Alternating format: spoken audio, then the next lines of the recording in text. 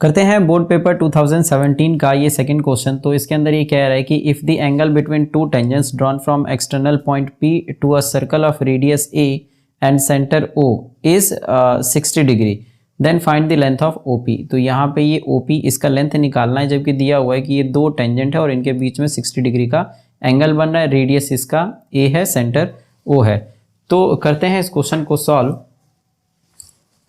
तो सबसे पहले हमें ये प्रूफ करना पड़ेगा कि ये जो दोनों ट्राइंगल है OAP और OBP ये दोनों कॉन्ग्रुएंट है, जिसकी वजह से ये जो एंगल है ये दोनों इक्वल हो जाएगा CPCT से। तो सबसे पहले इसको हम प्रूफ करते हैं। इसके लिए सबसे पहले हमें गिवन लिखना पड़ेगा। गिवन, तो जो गिवन है ये क्या है कि AP and BP are two tangents to a circle with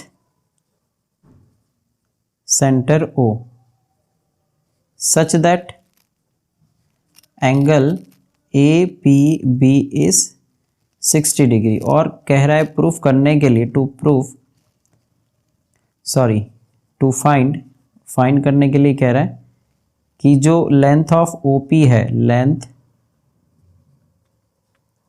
of OP ये क्या है। तो यहाँ पे आ जाएगा सॉल्यूशन। तो सॉल्यूशन में सबसे पहले in triangle OAP and triangle OBP, तो इस दोनों ट्राइंगल के अंदर जो OA है ये OB के बराबर है। क्यों है? क्योंकि ये रेडियस दिया हुआ है। और जो OP है ये दोनों में ही है, OP ये दोनों ट्राइंगल के अंदर कॉमन पार्ट है। और यहाँ पे जो एंगल OAP है ये OBP के बराबर है। क्यों है? क्योंकि ये 90 डिग्री है, क्योंकि इधर जो रेडियस होता है वो टेंजेंट के परपेंडिकुलर होता है इस जगह पे।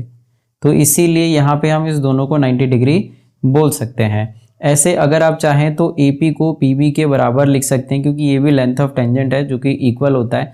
तो ये साइड हो जाएगा, ये साइड हो जाएगा और ये भी साइड हो जाएगा। तो साइड से भी कॉन्ग्रुएंट कर सकते हैं। लेकिन हमने यहाँ पे क्या किया है, OA और OP और एक एंगल लिया है जो कि ये RHS कंडीशन से कॉन्ग्रुएंट कर सकता है। तो इसीलिए therefore triangle OAP is congruent to triangle OBP।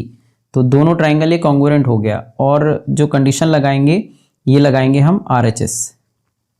और अगर ये ट्राइंगल अगर कॉन्ग्रुएंट है तो यहाँ पे OPA और OPB ये दोनों एंगल इक्वल हो जाएगा।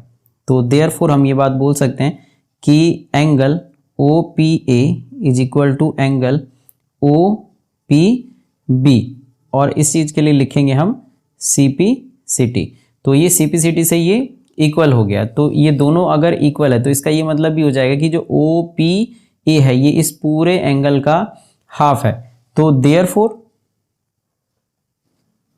Angle OPA is half of angle APB।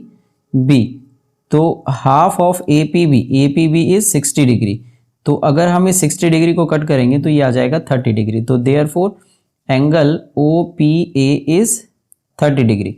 अब अगर हम इस ट्राइंगल में देखें OPA के अंदर OPA पे, तो ये OAP 90 डिग्री होता है। तो 90 डिग्री होता है तो हम यहाँ पे ट्रिग्नोमेट्री का जो कॉन्सेप्ट है वो लगा सकते हैं।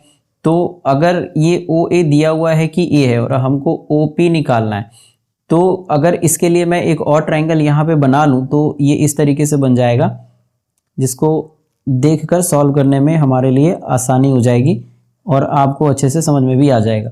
जैसे ये O है, A है और ये P है। तो हम इतना एंगल देख रहे हैं, तो इतना एंगल जो हमने निकाला है एक्चुअली में ये तो 30 डिग्री है, 60 का हाफ हो गया ये। और यहाँ पे ये 90 डिग्री है जो इसकी बात हो रही है, 90 डिग्री। तो यहाँ 90 है और यहाँ थीटा है 30 डिग्री। तो इसके सामने वाला हो जाएगा परपेंडिकुलर और ये हो जाएगा हाइपोटेन्यूज। तो OA अपॉन OP मतलब परपेंडिकुलर अपॉन हाइपोटेन्यूज। तो ये हो जाएगा साइन थीटा, और थीटा पे यहाँ पे 30 डिग्री दिया हुआ है, तो साइन 30। तो जो ओ ए है ये तो एक्चुअली में रेडियस है और ए दिया हुआ है, तो ये ए हो जाएगा अपॉन OP, जो हमको पता करना है, लेंथ ऑफ OP हमको निकालना है। और साइन 30 की जो वैल्यू होती है ये होती है 1/2। अब ये जो OP है ये 1 से मल्टीप्लाई हो जाएगा, तो OP को 1 से मल्टीप्लाई करेंगे तो OP रहेगा, और 2 को A से मल्टीप्लाई करेंगे तो 2A। तो देयरफॉर जो OP का लेंथ है ये आ जाएगा 2A यूनिट, और ये हमारा आंसर हो गया।